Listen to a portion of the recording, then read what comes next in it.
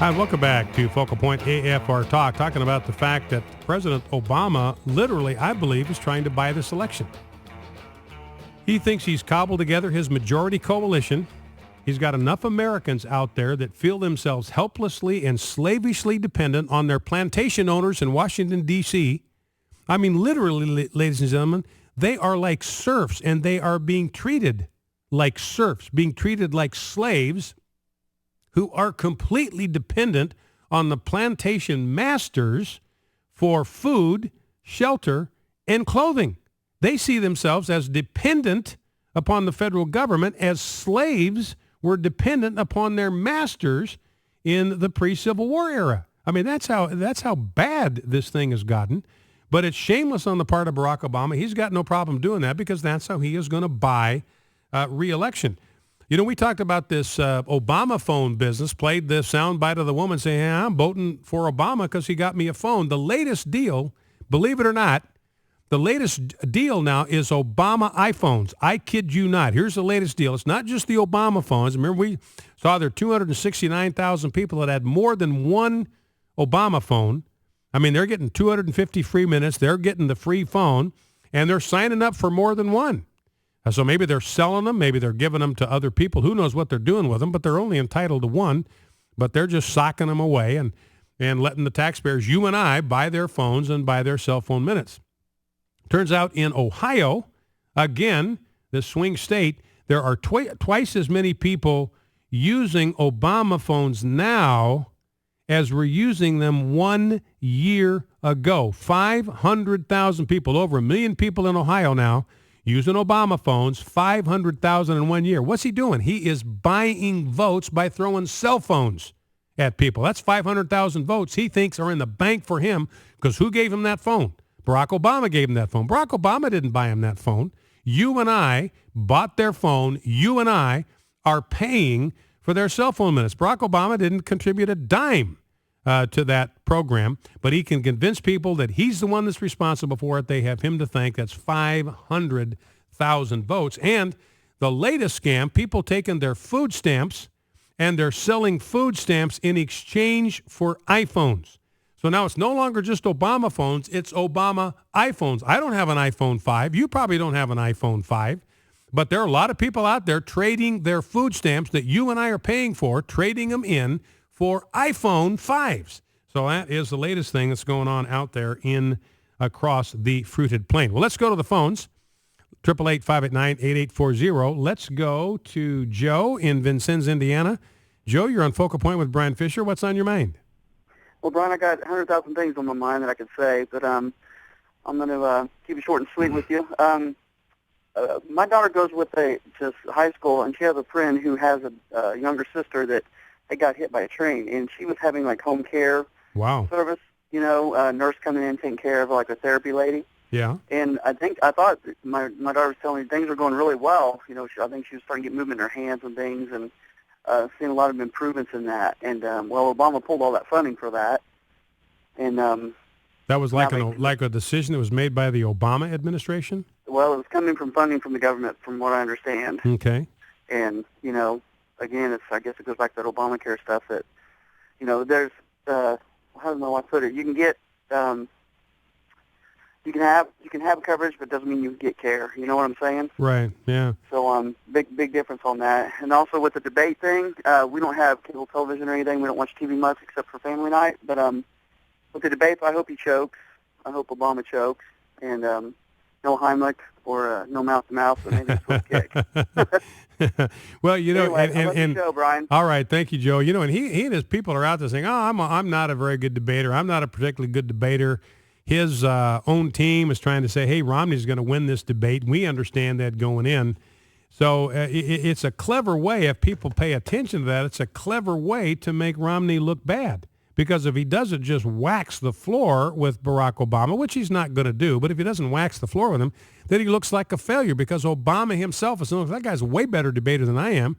So if he doesn't prove to be a way better debater on Wednesday night than Obama is, then Romney's the one that looks like he falls short of expectations. He could actually win that debate, hands down, going away.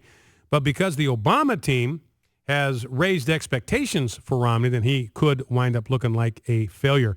And by the way, the Obama administration met 151 times with officials from the Mexican government to try to figure out ways to get illegal aliens on food stamps. They are pushing this with the Mexican migrant community, some of them here legally, some of them not, but they are working actively on ways to get Mexican migrants to become dependent on food stamps, to be able to get food stamps, get access to food stamps. So once again, Barack Obama out there buying their votes with our money. Let's go to Chris, Columbus, Ohio. Chris, you're on Focal Point with Brian Fisher. What's on your mind? Hey, Brian. Hey. Good to hear your voice back. Thank you. I was just calling real quick. I just heard today a friend of mine I go to church with has a mentally handicapped uncle who went down to his local MRDD office recently, within the last few days, and they told him if he goes and votes for Obama, he'll get a big tax refund at the MRDD office. Oh, you're kidding me. I haven't verified it yet, but I know this guy not one to make things up. So they said, look, if you want more government goodies, then we're telling you how to do it, and that's go vote for Barack Obama. Yeah, and this was a mentally handicapped adult. So wow. This isn't even just your average citizen. It's a guy, who has some kind of mental difficulties, and they're trying to take advantage of him. Yeah. Well, and then you kind of wonder how much understanding does he have, and is there somebody out there that's maybe helping him vote, Exactly. and filling out his ballot for him, maybe talking him into voting absentee, filling out in the ballot form, having him scrawl his signature on it, and basically grabbing the vote. All right, Chris. I had similar thoughts. Thanks, Brian. Okay, thank you. Thank you. And one of the things going on with this election is that the Obama administration seems to be deliberately suppressing the military vote. Now, they know the military vote's not going to go for Obama. The military is looking for a new commander-in-chief. And there has been, just in the state of Virginia, a 92% drop in absentee ballot requests by military personnel. Now, some of that could be due to apathy, but so far this year, only 1,746 military voters in Virginia who have requested absentee ballots so far. That's out of 126,251 service members in the state. So you got 126,000 members of the military in Virginia. Only 1,700 of them have requested absentee ballots. Now, 2/3 of military have to vote absentee because they're usually somewhere away from where their home residence is, on assignment or at a base or whatever. And overall, there have been, this is in a number of states, they totaled them up, 55,000 absentee ballot requests so far compared to 166,000 from those same states in 2008. So that's about 1/3 of the requests of absentee ballots that there was in 2008. And I think a lot of this has to do with Barack Obama deliberately trying to suppress the military vote.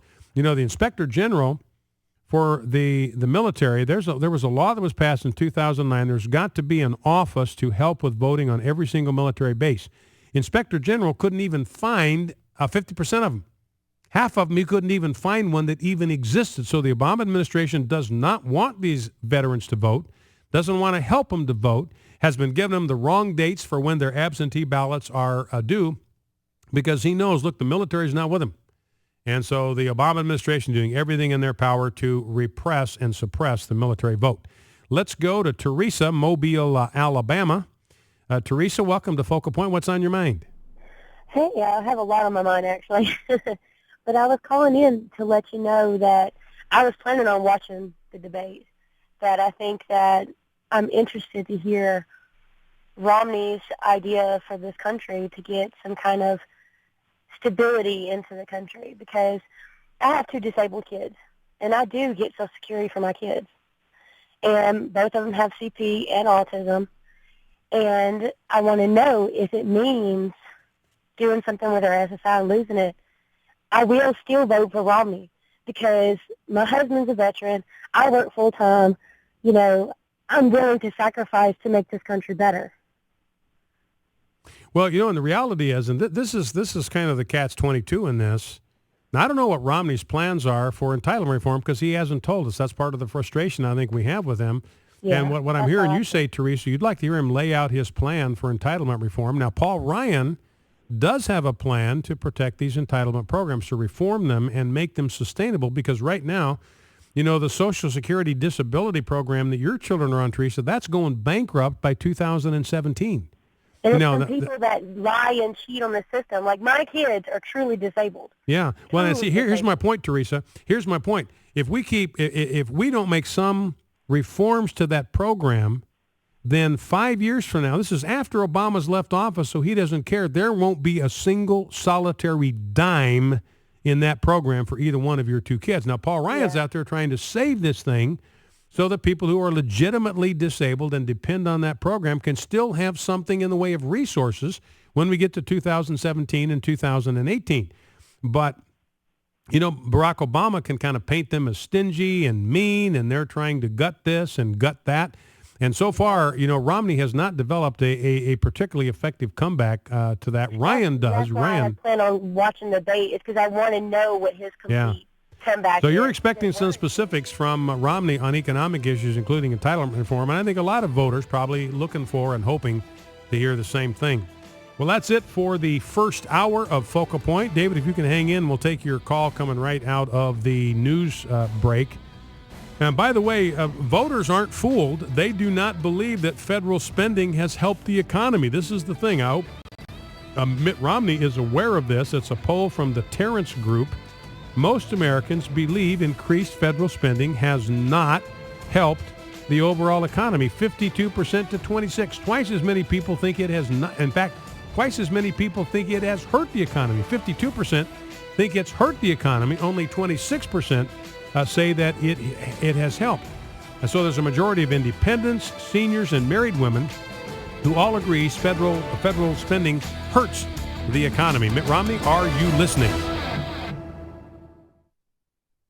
American Family Radio.